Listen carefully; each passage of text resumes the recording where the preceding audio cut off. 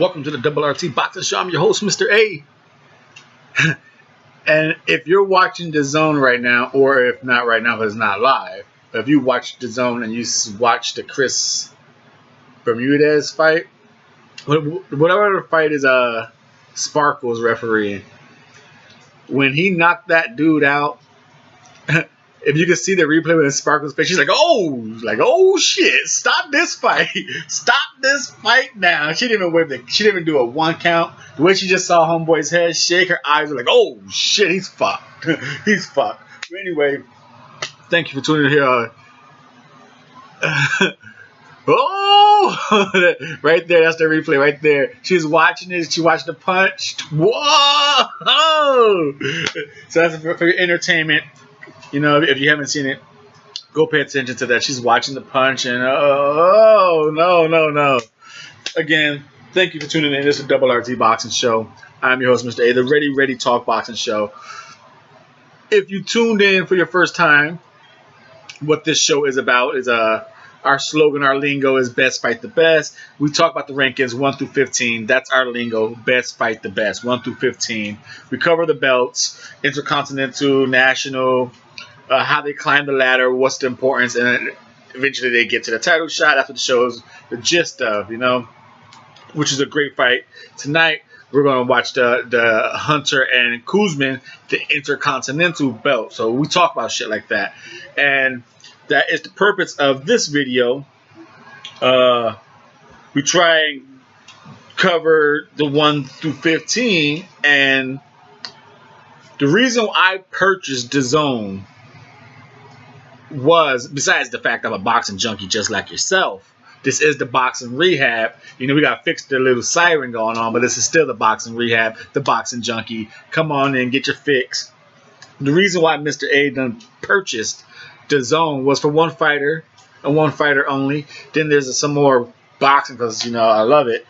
But that one fighter is, if you subscribed him and tuned in, you know who my the Zone fighter is. I bought the Zone.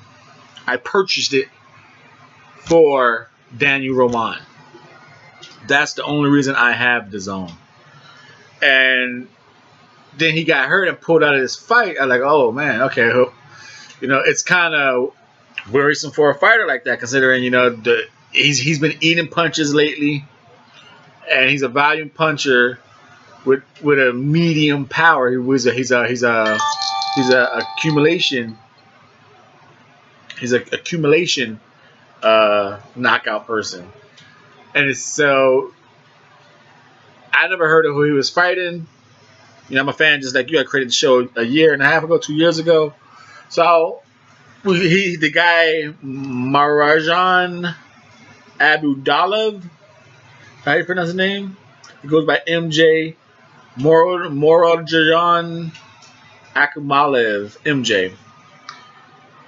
Now, like I said, I didn't know anything about this guy.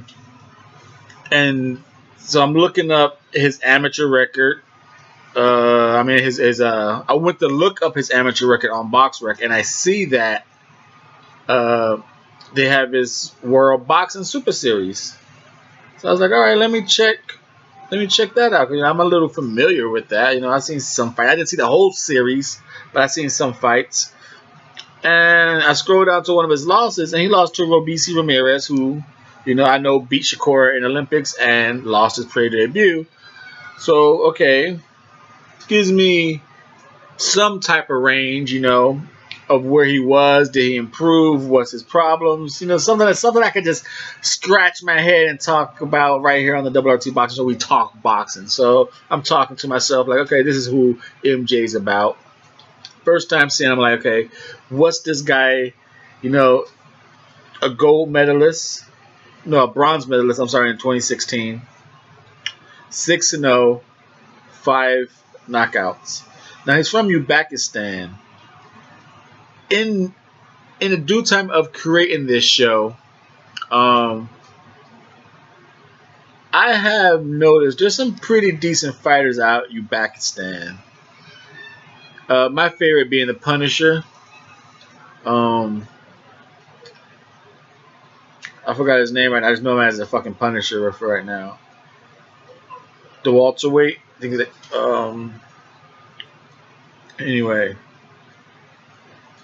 what this dude can do to Danny Roman, because who did he fight tonight in a 6-day notice? Soto. That footwork he was doing, that little in and out tango type shit, switching his hips on him, getting ready to bust a windmill on his ass, the break in, the cha cha cha, his footwork, it can fuck with Daniel. Because Daniel is he has been known to overreach. This is more of a, like I said, if you've been watching the show and tuned in, you see. Normally it's a breakdown prediction for post-fight recaps, pre-fight, whatever you want to say, pre-fight recaps, breakdown predictions, post-fight recaps. But this is a post-fight recap because I've never seen this guy. It's also like a post-fight recap, first impressions. He knocked him out in an 8th round, I think like in the 4th, 5th round. And he said he took his time with him, wanted to get some rounds as a long cap. And okay, that made sense because he stopped him in the 4th round. So he seemed like he was more footwork, figuring out the time and his rhythm, the distance. Even like in the 3rd round, he turned it up a little bit. And in the 4th round, he threw more punches and it too much for Soto. But it looked like he slaps with his hooks. And he throws, like I said, in the 4th round, he threw more combination. Like this is the first time I saw him. I don't know if he's a combination puncher, but he was throwing a lot of one shots at a time. And six fights was 6 fights, 5 KOs. I don't know how good his power is. And like I said, it's ultimately going to depend on Daniel Roman's. Even though I like him, one day that punch resistance is just going to give. You can only take so many shots. Look at Brandon Rios. You know what I mean? You can only take so many shots. But as a first impression, the dude has good movement. He might, to me, someone with a pressure jab might give him some, at least force him to keep his hands up. But I think the reason why he keeps his hands down, he wants you to attack him so he can counter you to the body. He has a good counter, like bolo uppercut to the gut. He's pretty good at that. So that could be pretty dangerous for Danny Roman, reaching in. Just Danny throws that hard step jab. He could get countered to the gut. So that, like I said, his hooks look like he slaps him a little to me, but I like the way he gets angles. His body work is pretty good. Once he started turning the speed, the combinations look like they were there. But 6-0, 2016 bronze medalist, and he's in number 2 by the WBA because number 1 is Brandon Figueroa, but I think he's the interim. He's an interim. So I wonder. See, his team should be like, I want to fight Brandon Figueroa then. If I can't fight Danny Roman because he's injured, the champion, I want to fight the interim champion. I want, fuck that. I want to fight a champion. I was supposed to have a title shot. I get it. It was a last day notice. But my next fight, Danny Roman's injured or recovering. I want to cash my title. I want interim. Order me a fucking interim title shot. Force it with the PBC. That'd be interesting. Let's see. But I doubt it. But if you're supposed to get a title shot, go after the interim. Because when Danny Roman comes back, that interim's going to have to get his shot. So you might as well just fight the champion. Because right now, as we speak, Brandon Figueroa owns 122 WBA. He is the champion. Danny Roman's sideline. The champion, the man, is Brandon Figueroa. MJ should order the WBA. Give me my title shot against the champion, Brandon Figueroa.